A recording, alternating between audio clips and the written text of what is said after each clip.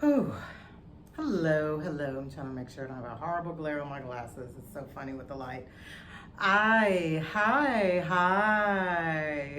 I hope everybody is doing well. I hope that you're having a great day, great evening, or if you're watching this early in the morning, wherever you are, I hope you rested well. That is always my hope and prayer for everybody. In addition to, let me just back up. I'm trying to get this together. It's one of those days when my brain is like this. So hang in there, hang in there with me. I believe that I have different gifts, and one of my first and foremost gifts that I learned that I had, realized that I had, it wasn't until I was an adult, and that was writing. I am a writer, and I published my first book in 2011. It was a book of poetry. I believe I have mentioned that I've been writing since I was, as I say, knee-high to a grasshopper, probably like 10, 19 years old. And I saved all of it. It was handwritten because computers weren't out then, and I still have it. I have books that I've started. I have scripts that I've started. A few I have finished. So I'm moving in a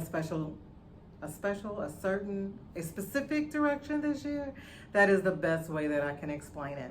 But what I wanted to do tonight, and I hope that you enjoy it, one of my most recent books is called, it is a series. I'm working on the second part now.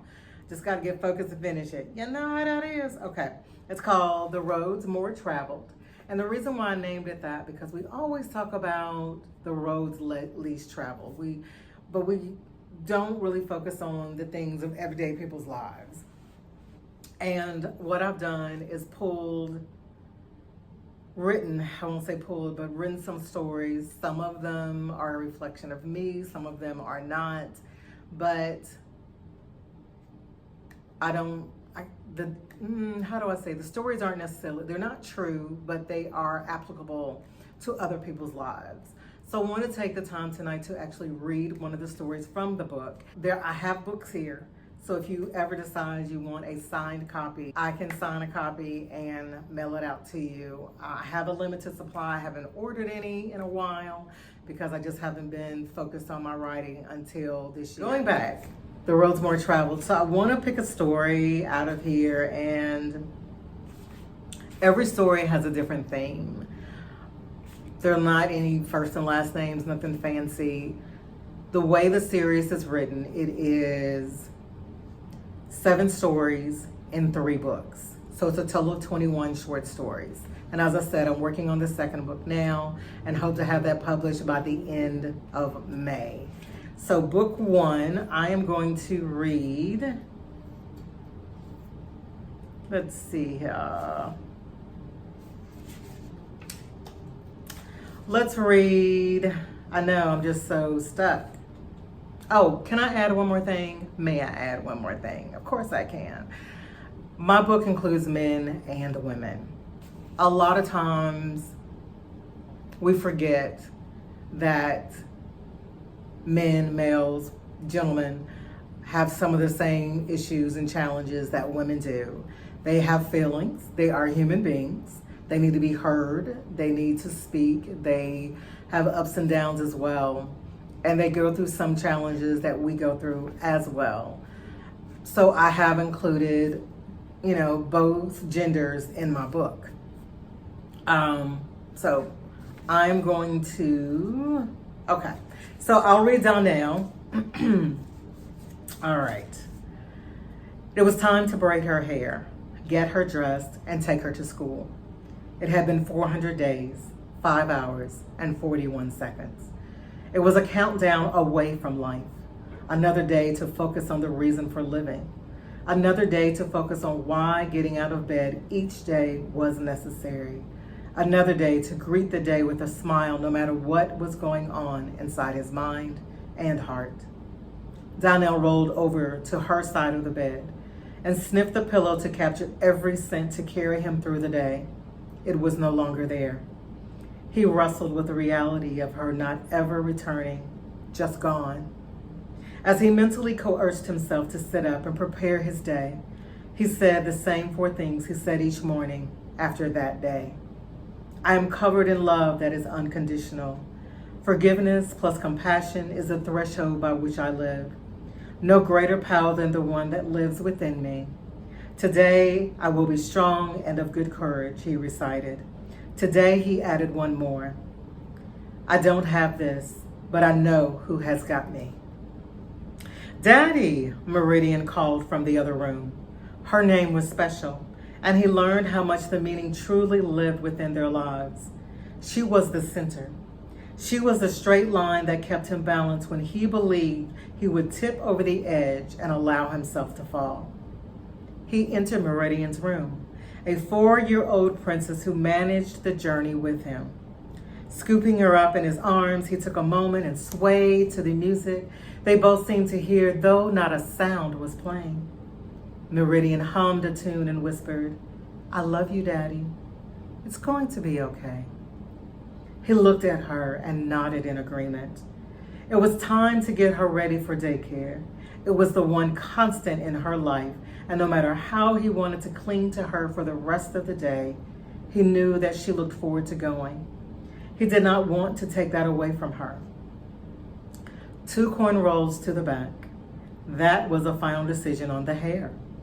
He placed a blue bow at the end of one and a green bow at the end of the other. These were her favorite colors, and it did not matter what she was wearing for the day.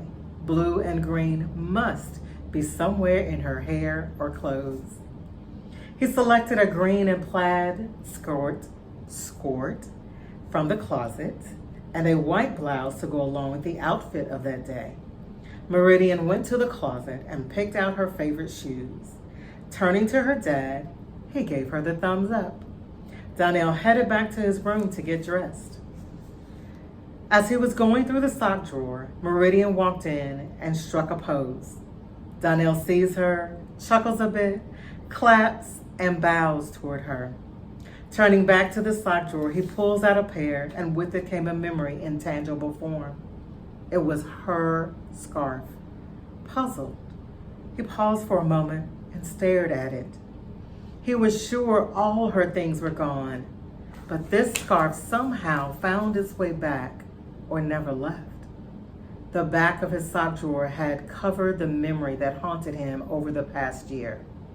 He slowly pulled it out and brought it close to his face, trying to cover the tears. Meridian walked over and looked up at her dad. Is that Mommy's? Meridian asked. Yes, it is, he somberly replied. Both seemed to be frozen in space and time as he had tried to erase the memories while Meridian clung to them. It was a clash of symbols that echoed in the air, never fully dissipating. He looked down at Meridian, whose head was down, staring at the floor. He could see the tears dropping at her feet. As the tears flowed from her eyes uncontrollably, he could not find the words to comfort the question that she asked over and over again. Why did she leave us? He had no real understanding. There was only the note she left and the close to empty house. She almost took everything. Today, there would be no daycare.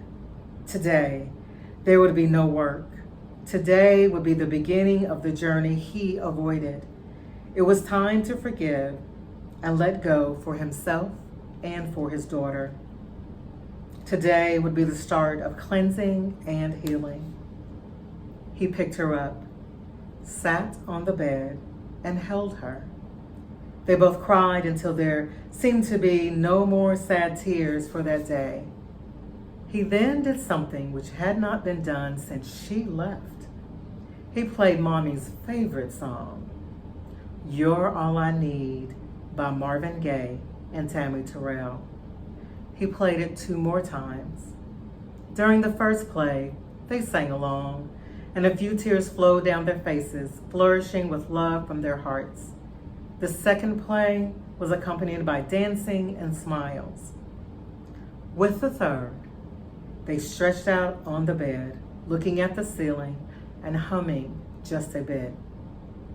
As the song faded to the end, the light of day blanketed them both, easing them into a restful sleep that was long overdue.